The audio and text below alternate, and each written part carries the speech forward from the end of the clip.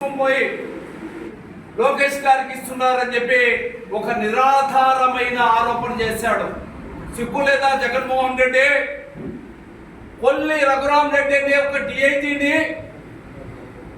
నంద్యాలలో మా ప్రీతమ నాయకులు చంద్రబాబు గారిపై అరెస్ట్ చేసినప్పుడు కనీసం ఎఫ్ఐఆర్ లేదు. ఎఫ్ఐఆర్ లేకుండా స్కిల్ డెవలప్మెంట్ కేసులో అరెస్ట్ చేసి ఈరోజు ప్రజాస్వామ్య విలువల గురించి నువ్వు మాట్లాడుతున్నావు. నీ మాటలకు పోలీసులు ఎవరు భయపడరు.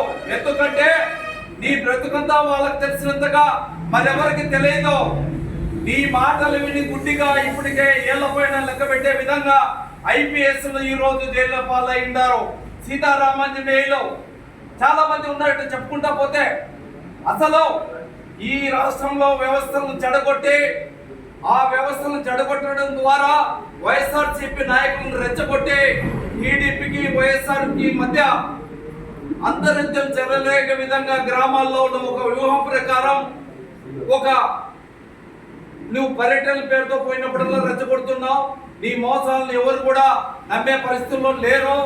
ఈ దేశంలోనే 11 సిబిఐ కేసులు, 6 లిక్కర్ కేసు, 6 ఈడీ కేసులు పెట్టించుకున్న ఏకైక మాజీ ముఖ్యమంత్రివి నువ్వు. సిగ్గు లేదు. నీతి నియమాల గురించి నువ్వు మాట్లాడుతున్నావు. నీ నాయకులు నీ ఎడమ చెవిరెడ్డి భాస్కర్ లోపలికి వెళ్ళిపోయి ఏడుచుకుంటున్నాడు.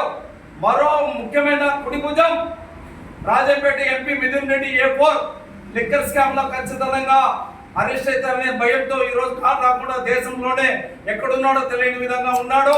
ఆయన పైన ఏసీబీ కోర్టు నోటీస్ జారీ చేసింది. సిగ్గు లేదా? నీ ఎంపీలు దాక్కుంటా ఉంటే లుకౌట్ నోటీస్ ఇచ్చారు మిథున్ రెడ్డి పైన. ఎక్కడ పోయినావు? నువ్వు నీతుల గురించి మాట్లాడుతున్నావు. 3,500 కోట్ల లిక్కర్ స్కామ్ లో ఖచ్చితంగా అంతిమ లబ్ధిదారుడివి నువ్వేనని చెప్పి సిట్ నిర్ధారిస్తుంది. నువ్వు కూడా ఊచలు లెక్క పెట్టక తప్పదు. నువ్వు నీతులు చెప్పడం మానుకో. తెలుగుదేశం నాయకుల్ని పోలీసుల్ని బెదిరించాలంటే నీ వృద్ధ ప్రయాస నువ్వు మానుకోమని చెప్పి తెలుగుదేశం పార్టీ రాజపేట నియోజకవర్గం పక్షాన జగన్ రెడ్డికి వైఎస్ఆర్సీపీ నాయకులకి సలహా ఇస్తున్నాను. ప్రజలు మీ మోసాలు టక్కరి వేషాలు అన్ని చూశారు.